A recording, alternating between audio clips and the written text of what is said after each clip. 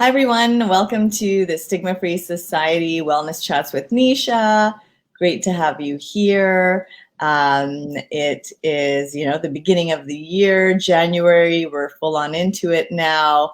And we are, hoping that everyone is doing well and just happy to connect with you on here. My name's Nisha Kare. I'm the co-founder of Human Biography and Women of Wonder. I'm a director, producer, and a registered clinical counselor.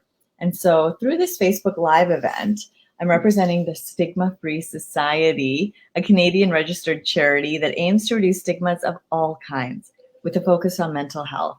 And they really promote mental wellness, education for youth, while providing resources for educators, school counselors, parents, guardians.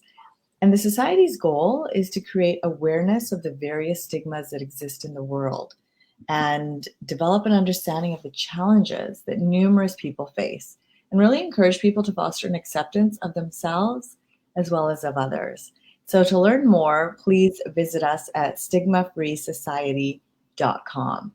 And with that, I would like to introduce our lovely guest for today. Welcome, Elaina Moss. Hello, thanks for having me. Yeah, great to see you here. We really appreciate you joining us. So I'm going to tell everyone a little bit about Elaina. So Elaina works at the Canadian Mental Health Association in North and West Vancouver. She's a program manager and leads a lead community educator and certified mental health first aid instructor. So prior to working at the CMHA, Elaina had a counseling practice where she specialized in bipolar disorders and supporting LGBTQ2S+ individuals. So Elaina identifies as non-binary and as a person with a disability. So since being diagnosed with ME, CFS, and fibromyalgia, Elaina has turned their attention to supporting people with chronic pain and illness and facilitates a chronic pain support group through CMHA. So people with chronic pain and illness are often left out of conversations about mental health and suicide prevention. And Elaina really strives to amplify their voices in these conversations and to make mental health services more accessible. So thanks, Elaina, for the work that you're doing. It sounds very, like you've dedicated your life to this important work. Could you tell us a bit about yourself and really how did you come to be where you are today? Sure. So I'm originally from Nova Scotia. I grew up in rural Nova Scotia. Oh, amazing. In a little place called Tidnish. I was raised by my mom and my grandparents. My grandparents lived right next door and helped out a lot. So I was really I feel so grateful that I was able to have that experience growing up because not everybody gets to develop such a close relationship with their grandparents. So born and bred Nova Scotian. I had my undergrad in psychology with a double minor in women and gender studies and child and youth studies. Upon graduation, I actually was working in early childhood education as a preschool music teacher and a support staff for kids with disabilities. After doing that for quite a while, I decided to switch gears and I went back to school for counseling. And once I was finished that program, I moved out to Vancouver with my partner and did a brief stint at the BC Children's Hospital. So I worked at their Kelty Center, providing peer support to youth and families going through mental illness, mental health challenges. And then I accepted a position at the Pacific Bipolar Foundation. So I started a youth program there and also provided one-on-one peer support and group peer support to youth with bipolar disorders, as well as, their family members. And so I was able to get a lot of mentorship while I was working there from mental health professionals who, that was their area of expertise. And I just like having bipolar disorder myself and just kind of learning that there's not a whole lot of people in the counseling profession who specialize in treating bipolar disorders. And there's not a whole lot of interpersonal and social rhythm therapy, professionals in Vancouver. So I did some training in order to provide interpersonal social rhythm therapy, which is a therapeutic approach to bipolar disorders, which was actually made specific to support people with bipolar disorders. And once I got my counseling registration, I opened a private practice. So I mostly worked with young adults with bipolar disorder and young adults who identified as, queer, non-binary, transgender. And so I was part-time, and then I started working for the Canadian Mental Health Association, North and West Vancouver branch. And so there I started off, helping to coordinate peer support. I also was doing, community education and training. And then a couple of years, I was promoted to program manager. And around the time that I accepted program manager, I just decided to start winding down my private practice. I had been diagnosed with multiple chronic illnesses, and it was just a lot trying to juggle. It was really hard for me to have to make that decision, but ultimately, you have to practice what you preach to your clients and the community and take care of yourself. So now I'm here several years later. I'm still in the program manager role, and that's about myself in a nutshell. Wow, that's very, there's so many fascinating things in everything you just said and everything that you've done and achieved. And first of all, wow, that you came all the way from Nova Scotia. That's very cool. And also you touched on something about the treatment for bipolar disorder.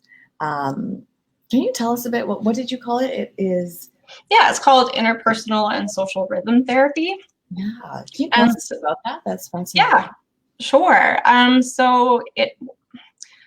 So in like a nutshell, basically what it is, it's an approach where you are, educating, clients with bipolar disorders on, what this illness actually is, what it means. So you're focusing on that psychoeducation, because a lot of, self-stigma can really be alleviated by that, education piece. And then it's about, working with the client in finding out what their triggers are for their mood episodes. And so then once you know your triggers, you can actually focus on some very practical things that you can do to help prevent those triggers, or at least, try to mitigate them. And so, we can do that by doing something called a life map, where you kind of like go through, a person's life and kind of map out their mood episodes and, kind of talk about, well, what was going on around that time that you had this manic episode or had that, depressive episode. And oftentimes it can be very enlightening for people. And so once you kind of have that knowledge and you've gotten to know the client a little bit better, you're able to kind of, target, what you're really going to work on together. And so that's kind of like the social rhythm piece, because you're really at that point then, helping the client to learn, what are some of these practical things. And oftentimes, they're things like, what time of day you're eating, your sleep-wake cycle, when you have your first contact with a person for the day, what's your exercise routine. So all of that stuff. So it's about kind of like balancing those out and regulating them and getting in a good routine, because we know through lots of research now that routine is so integral to learning how to manage bipolar disorder and the mood episodes. So you kind of do that, and in conjunction with that approach, you're also focusing on the person's personal relationships. So kind of exploring, are there relationships in their life that are really supportive that you want to help them, really cultivate and work on, or, are there certain relationships that, are really causing a whole lot of struggle, and then kind of focusing on helping them to learn how to, repair those relationships, or if it's something that, perhaps, a toxic individual in the person's life, giving them the empowerment that they can, kind of end that relationship. So yes, that's like the interpersonal piece of the interpersonal social rhythm therapy. So yeah, you're working on, your social rhythms and the practical things to regulate your mood episodes, but also working on, the interpersonal aspect and the relationships. Yeah. Wow, that's great. It's especially for people, who are struggling with like, how do I work with this? What do I do? That's great to know that there are therapies out there that can help them. And And so maybe you can tell us a bit about also, your personal experience with mental health and Sure. that connection also with like chronic pain and illness. Certainly. So I won't go like into a ton of detail about, my experience with bipolar disorder, but it's not just bipolar disorder. So I do have OCD as well and dermatillomania. Looking back on my life, I've always, yeah. Sorry. Sometimes, when you're a professional, you just assume everybody knows what you're talking about. Just so everyone also knows what it is. Yeah, so it's just more commonly known as like skin picking disorder, and it often can be comorbid with OCD. Right. Yeah, and so looking back on my life, it's very obvious that I had struggled with that all my life. I didn't get diagnosed with those until adulthood, and I started kind of struggling with depression and anxiety when I was a young, like maybe 11, 12 years old. Really struggled a lot through high school, but it wasn't until I was in my second year of university that I received the bipolar disorder diagnosis. Being from a small rural town in Nova Scotia, there's not a whole lot of, mental health services. So I think that certainly played a role in kind of like the delayed diagnosis, but also oftentimes people only seek help when they're experiencing those like depressive symptoms. And, some of the hypomanic or manic symptoms aren't always, seen by the health professional. So for me, what do you think, what do the health professionals see the hypomanic times as? Just like an elevated mood, and so they don't necessarily pay attention to it, or?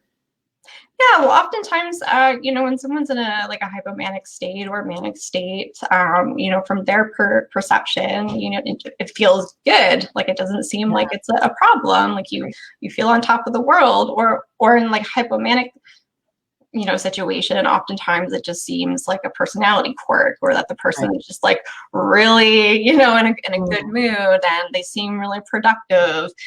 So people don't always, report that.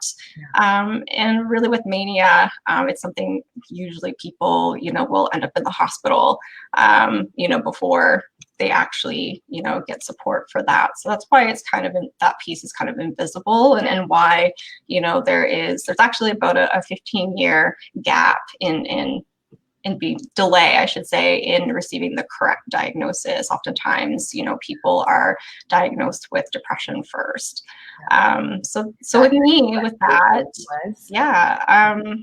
for me, it was a lot of just like having a good psychiatrist, finding the right medication, and a lot of self-determination to kind of, do my own research, to, find a counselor. A lot of it was done on my own, again, because there was not a whole lot of, supports in Nova Scotia.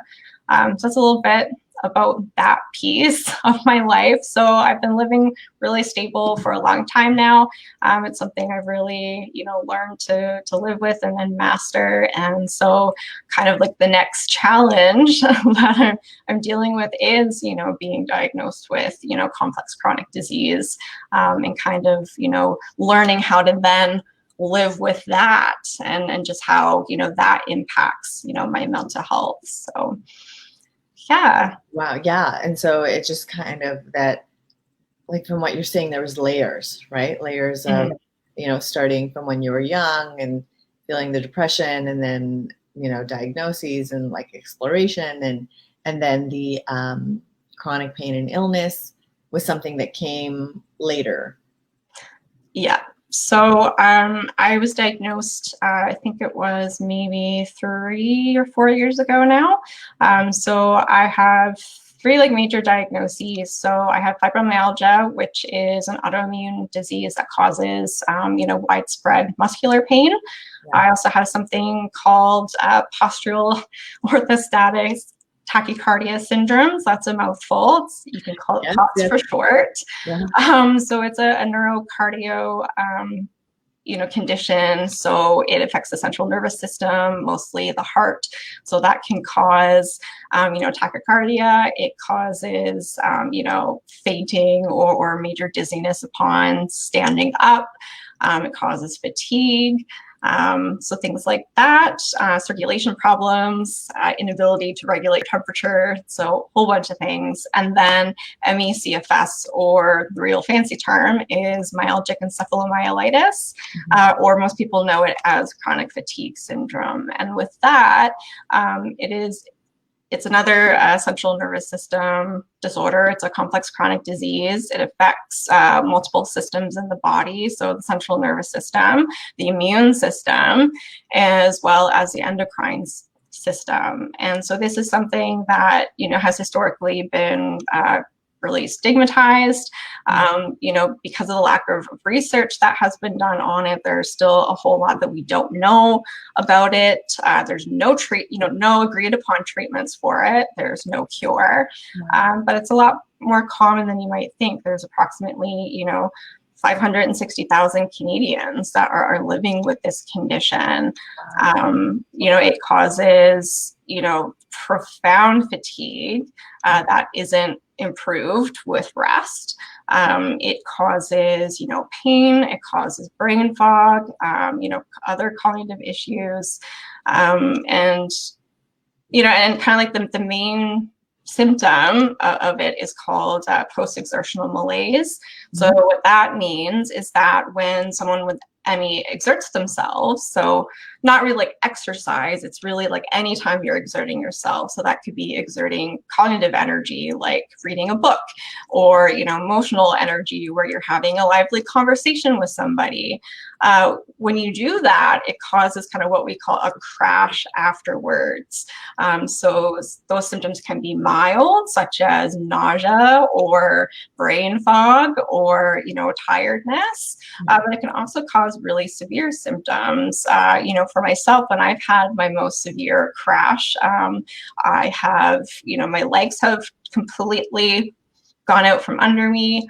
I have had issues getting full sentences out. I can't speak. And I also, lose kind of control of my limbs. So oftentimes, I have to go lay down because I really can't control my own body. So it's something that's, really hard to kind of learn how to live with, considering, how the symptoms can be mild one day, but then be quite severe the next day. And the reason why post-exertional malaise is a thing in this, particular disease is that, people are, there's damage on the cellular level. So I don't know if you remember like your grade 9 or grade 10 biology class, but you learn that the mitochondria is the powerhouse of the cell.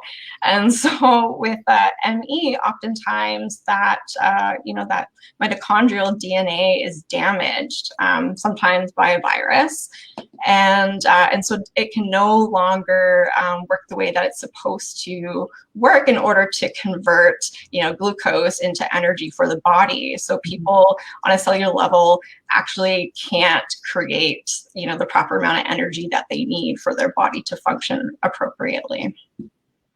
Wow. So when we talk about this, like what you go through, but also that you mentioned that like individuals with chronic pain and illness, that they're often left out of conversations, right, about mental health and suicide prevention.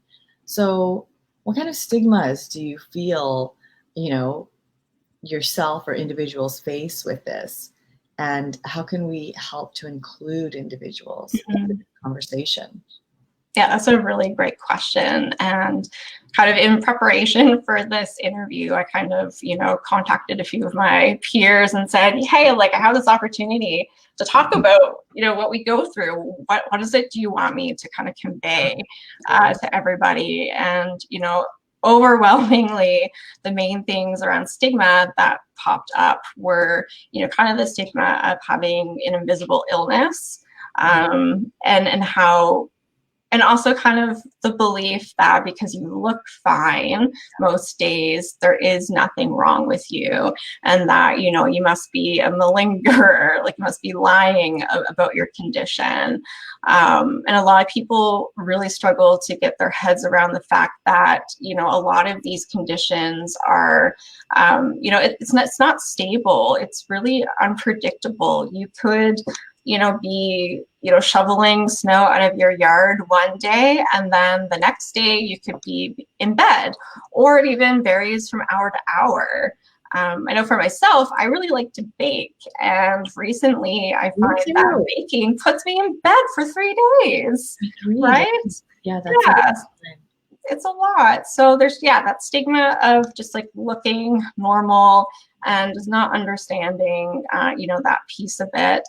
But also, just experiencing stigma within the health system, because there, not a lot of, programs are really kind of up to date on all the recent research. It's still really kind of considered, maybe we don't call it like the yuppie flu anymore, but it is still one of those illnesses that, are just kind of seen strictly as a mental illness. And we know mental illness isn't a bad thing, but it's often considered, this is a mental illness, it's a psychological problem, and not acknowledging that it's a very, biological problem, and that people, with these invisible illnesses, oftentimes a mental illness or struggle with your mental health happens after the diagnosis in response to the struggles and the stigma that they experience from oftentimes their close friends and family. Yeah, it's a really good point, that the struggle, that there's so many different points to the struggle. And so, Elaina, maybe you could tell us a bit about your role with CMHA. Yeah. How do you strive to create a compassionate community through mental health education? Because I know that's a big part of what you do. Yeah, this is actually one of my favorite parts of my job, is doing the community education. And as you kind of told everybody, I'm a certified mental health first aid instructor. But I don't just teach that. I also teach a number of different courses that, CMHA has created over the years. We offer a lot of workplace training, so helping managers and supervisors learn more about how they can better support their employees who are struggling with their mental health, about accommodation and all of that stuff. And we also offer customized trainings as well.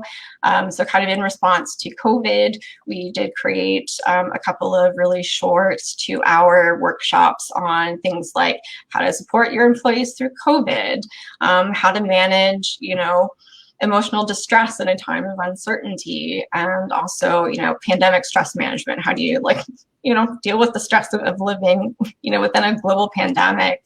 And so we're able to offer that virtually, and we can also offer mental health first aid now virtually as well.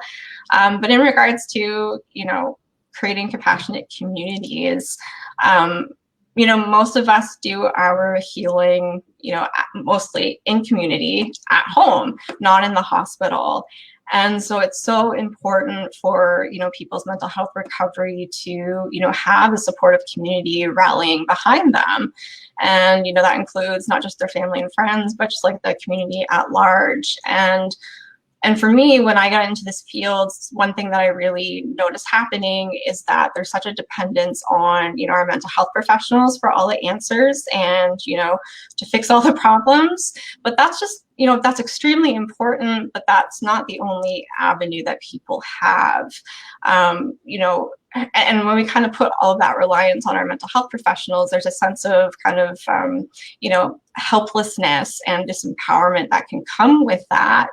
And so for me, I want to see, in a perfect world, communities that, are educated about mental illness, about the stigma, and have received, tools that they can utilize to better support people in their communities that are struggling with mental illness. Because we know, through research that's been done on mental health first aid, for example, that, when a community is educated and their rate of mental health literacy goes up, that actually closes the gap, the actual social gap between, those with mental illness and other people in their communities. So that's kind of what I mean about, creating compassionate communities. It's all about, providing people with the tools that they need to better support, people with mental illness. And so a lot of our training does include, a lot of stuff around empathy and, what is an empathetic response. What does that mean and all of that. And, you know, empathy isn't something that someone either has, or for most people, isn't something that you either have or you don't. Yeah. It's actually something that you can build, just like you would build a muscle. And so I focus an awful lot on that.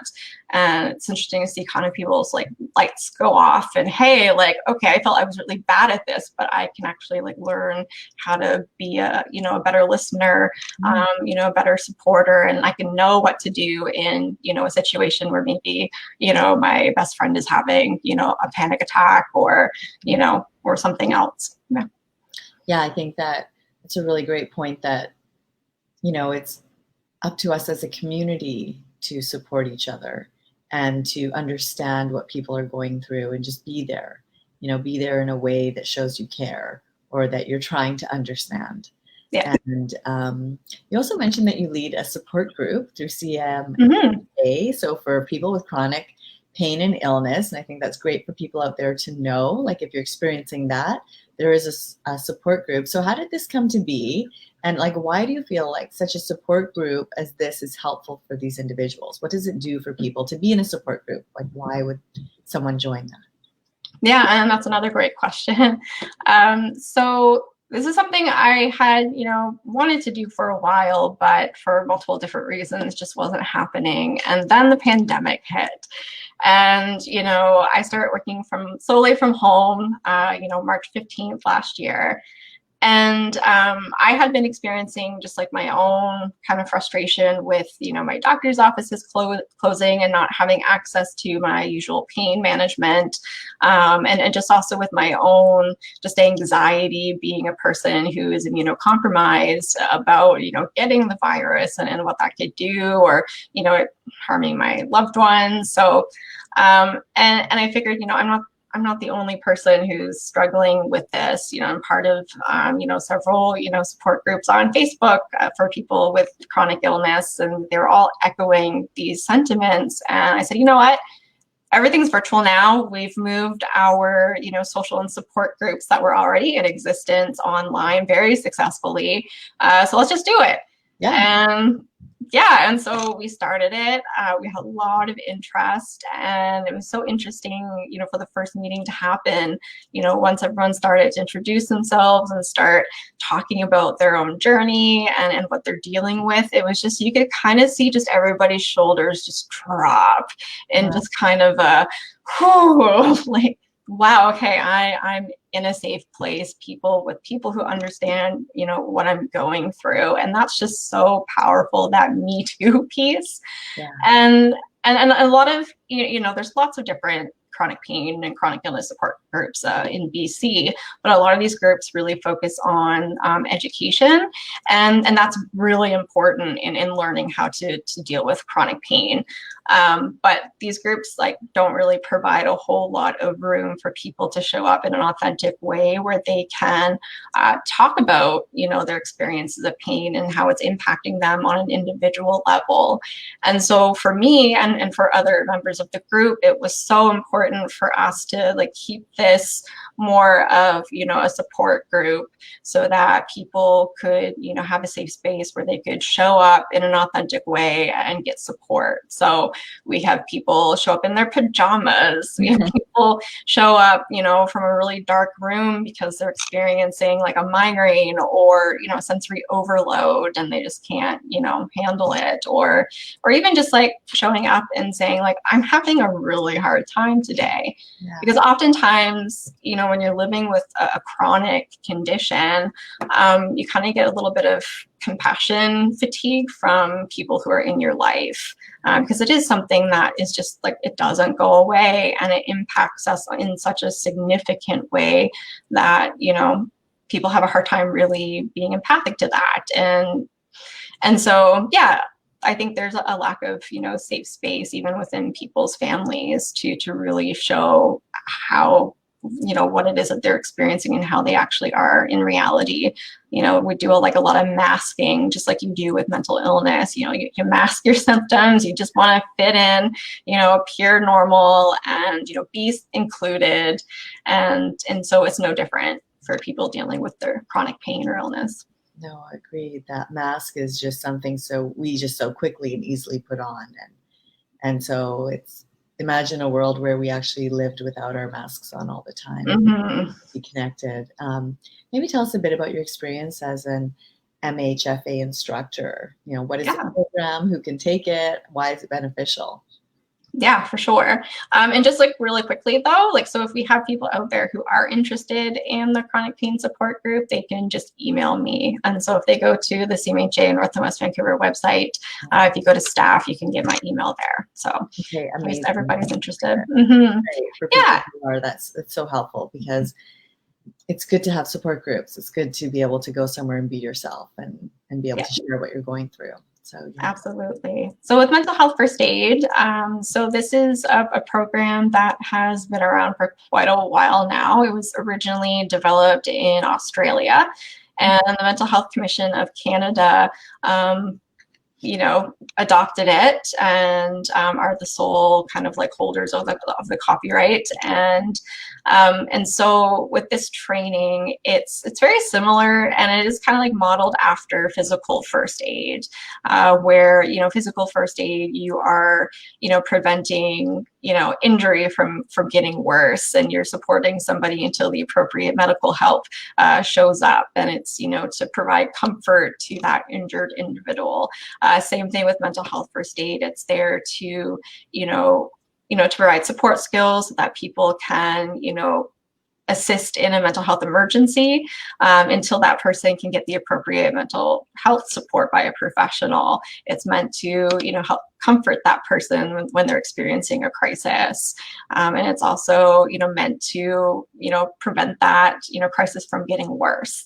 It's very similar. And just like how physical first aid has an acronym to remind you kind of the steps that you're supposed to take, to provide that first aid. Mental health first aid has the same thing. So it does have a framework that people learn called ALGES to remember the actions that you take to provide that mental health first aid.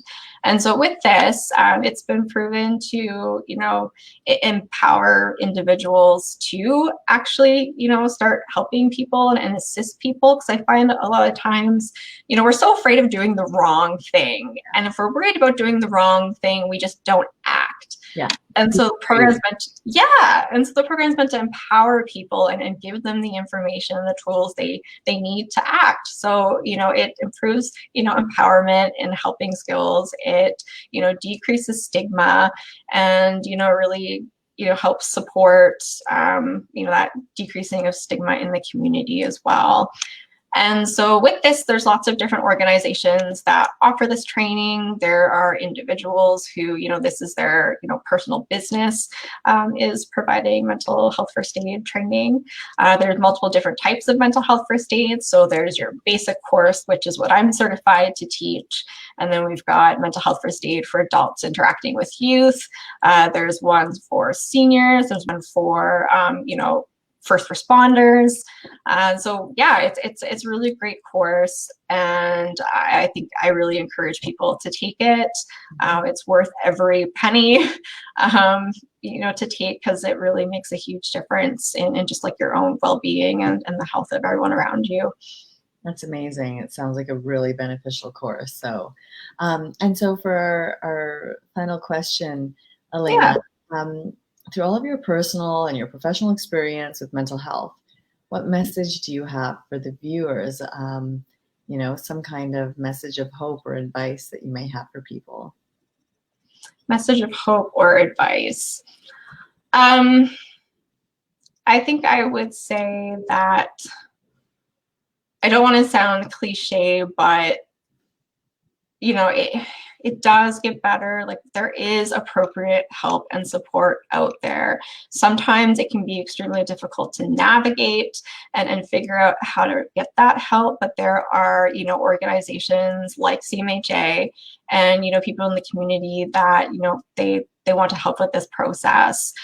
We have a peer navigation program that we run at CMHA, where we have people with lived experience who have training to provide support to peers who can actually guide you through that process of, seeking, professional mental health help and getting support. They're there to really walk hand in hand with you and, help you like navigate things just like little pieces at a time, because it can be so overwhelming to just like go on Google and try to figure out, well, where can I get support here? So they're there to do that for you, and kind of make that process easier. So, there is help and there are people who care.